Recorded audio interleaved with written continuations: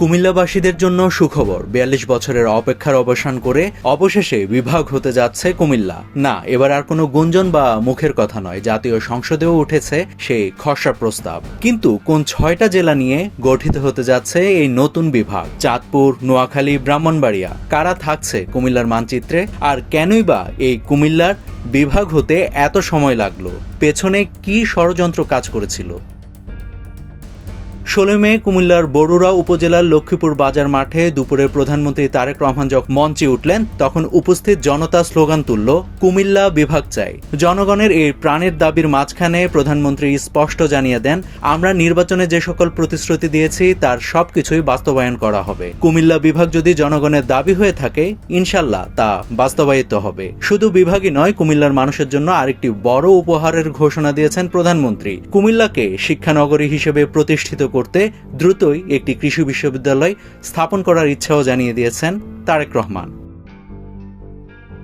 এবার সে কাঙ্ক্ষিত প্রশ্ন, কুমিল্লা বিভাগ হলে এর মানচিত্র কেমন হবে? এ প্রশ্নের উত্তর মিলেছে জাতীয় সংসদে। সম্প্রতি এলজিআরডি মন্ত্রী মির্জা ফখরুল ইসলাম আলমগীর সংসদে এক প্রশ্নের জবাবে অত্যন্ত গুরুত্বপূর্ণ কিছু তথ্য দিয়েছেন। জনপ্রশাসন কমিশনের সুপারিশ অনুযায়ী দেশে নতুন দুটি বিভাগ, ফরিদপুর ও কুমিল্লা গঠনের চূড়ান্ত প্রস্তাব এখন টেবিলেই আছে। উত্থাপিত এই কুমিল্লা বিভাগে থাকছে চট্টগ্রাম বিভাগের অধীনে থাকা ৬টি জেলা। জেলাগুলো হলো কুমিল্লা, ব্রাহ্মণবাড়িয়া, চাঁদপুর, নোয়াখালী, ফেনী এবং লক্ষ্মীপুর, যা নিকারের আগামী বৈঠকে চূড়ান্ত অনুমোদনের জন্য তোলা হবে। কুমিল্লা শুধু ইতিহাস আর ঐতিহ্য শহর নয়, এটি দেশের অন্যতম প্রধান অর্থনৈতিক হাব কেন্দ্রও বটে। এখান থেকে প্রতিদিন প্রচুর পরিমাণ কৃষি পণ্য দেশের বিভিন্ন স্থানে যায় এবং বিদেশে রপ্তানি করা হয়। প্রধানমন্ত্রী তারেক রহমান দেশের ভেঙে পড়া অর্থনীতি পুনর্গঠনে এই কৃষির উপরেই সবচেয়ে বেশি জোর দিচ্ছেন, যার প্রমাণ দিতে কিনা বরুড়ার সভা শেষে প্রধানমন্ত্রী ছুটে গিয়েছিলেন চাঁদপুরে। সেখানে দুটি খালের পুনরায় খনন কাজ উদ্বোধন করেন তিনি।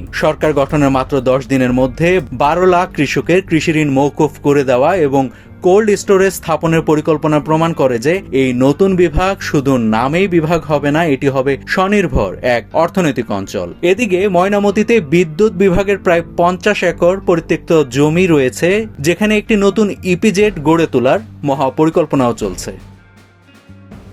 এবার আসা যাক সেই ষড়যন্ত্রের প্রশ্নে। কুমিল্লা বিভাগের পথ চলা মোটেই সহজ ছিল না। গত 15 এপ্রিল সংসদে আবেগঘন বক্তব্য দিতে গিয়ে কুমিল্লা 5 আসনের সংসদ সদস্য জসিমউদ্দিন ক্ষোভ প্রকাশ করে বলেছিলেন, কুমিল্লার মানুষের 42 বছরের এই প্রাণের দাবি নিয়ে বিগত পতিত সরকারের আমলে অনেক হাসি তামসা করা হয়েছে। রাজনৈতিক ষড়যন্ত্র করে বিষয়টি ঝুলিয়ে রাখা হয়েছিল। ভৌগোলিক ও অর্থনৈতিকভাবে কুমিল্লা বিভাগ হওয়ার শতভাগ যোগ্যতা রাখলেও শুধু রাজনৈতিক প্রতিহিংসার কারণে এতদিন একে আটকে রাখা হয়েছিল। নাভিদ হাসান, সোনালী নিউজ।